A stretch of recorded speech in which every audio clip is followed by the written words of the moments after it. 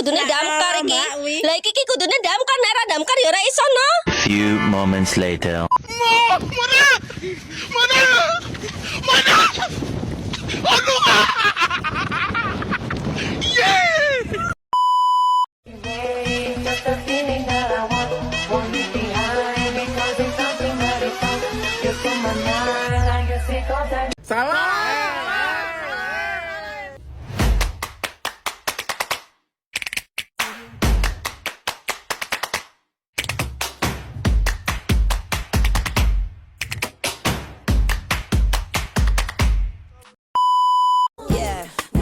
yeah. Bobby Valentino.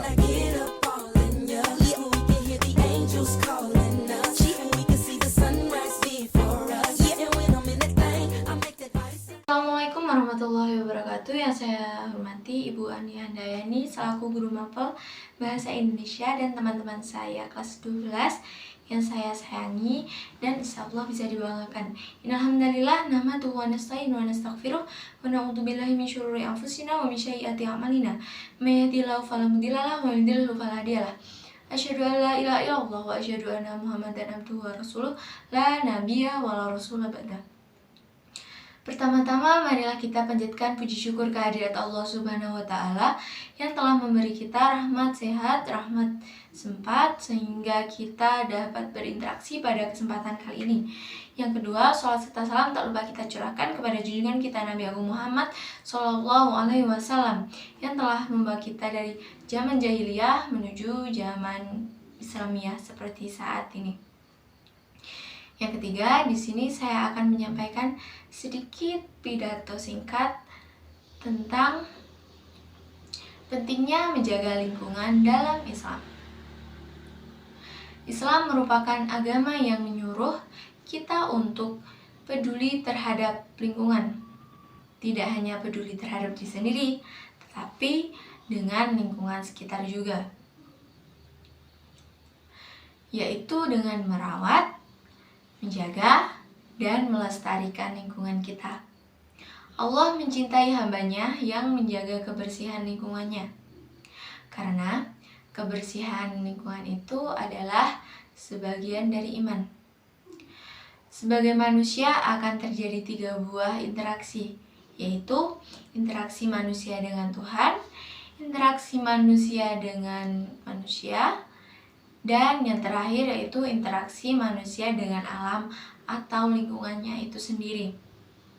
Interaksi manusia dengan Tuhan misalnya saat kita beribadah, sholat kah kalau Islam.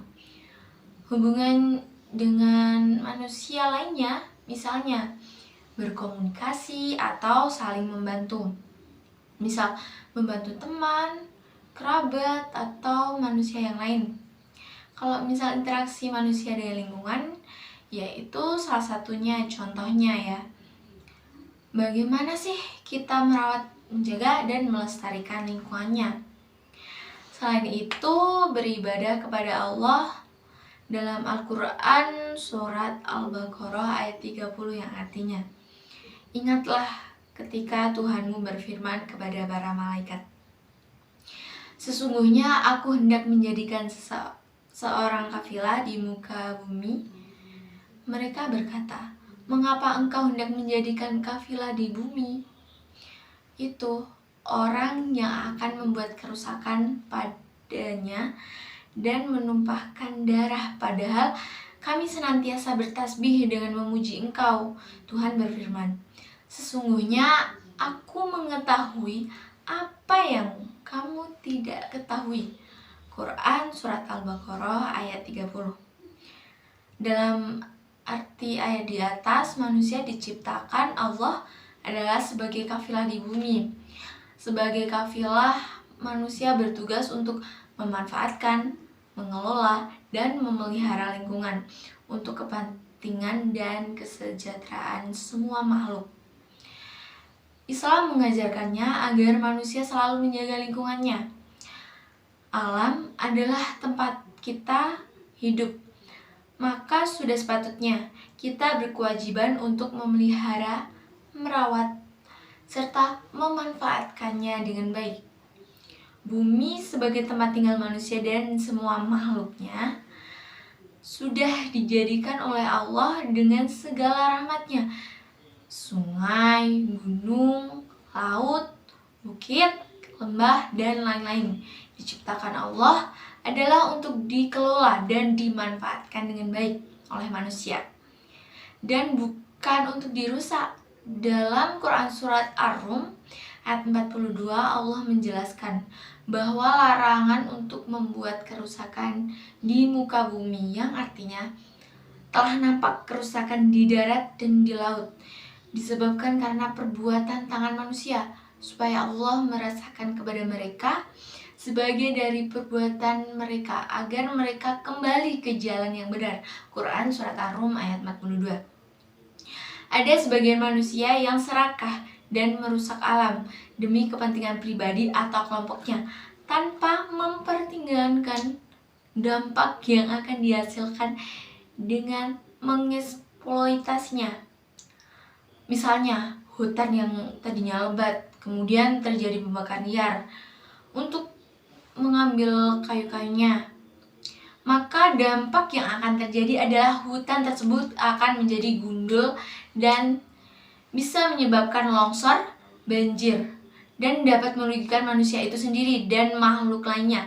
Selain itu, contoh lain misalnya mencari ikan dengan menggunakan bom atau pukat harimau. Hasil yang didapat dengan cara tersebut memanglah banyak, tetapi dapat kerugian yang dihasilkan juga banyak. Banyak terumbu karang yang rusak, sehingga ekosistemnya lama-lama akan punah dan tidak ada. Walaupun manusia sebagai kafilah yang diberi kuasa untuk mengelola dan memanfaatkan alam, perlu diketahui bahwa kedudukan manusia dan alam adalah setara di hadapan Allah. Oleh karena itu, kita harus menjaga, menghargai, dan memanfaatkan alam dengan baik. Dalam memelihara dan melestarikan lingkungan hidup, ada beberapa upaya yang dapat dilakukan, di antaranya yaitu melakukan reboisasi pada hutan yang gundul, membersihkan lingkungan sekitar, dan tidak membuang sampah sembarangan. Kesimpulan yang dapat diambil dari pidato saya yaitu bahwa kita sebagai manusia yang diberi akal dan kemampuan oleh Allah, kita harus memanfaatkan dan mengelola alam dengan baik dan bijaksana. Kita juga harus menjaga, merawat, memelihara, dan melestarikannya dengan baik, tidak mengeksploitasinya dan merusak alam secara berlebihan, karena semua itu akan berdampak buruk bagi keberlangsungan hidup manusia dan makhluk lainnya. Alam harus terjaga keseimbangannya supaya dapat diwariskan ke anak dan cucu kita nanti. Demikian pidato singkat dari saya. Kurang lebihnya mohon maaf. Billahi taufiq wal hidayah. Wassalamualaikum warahmatullahi wabarakatuh.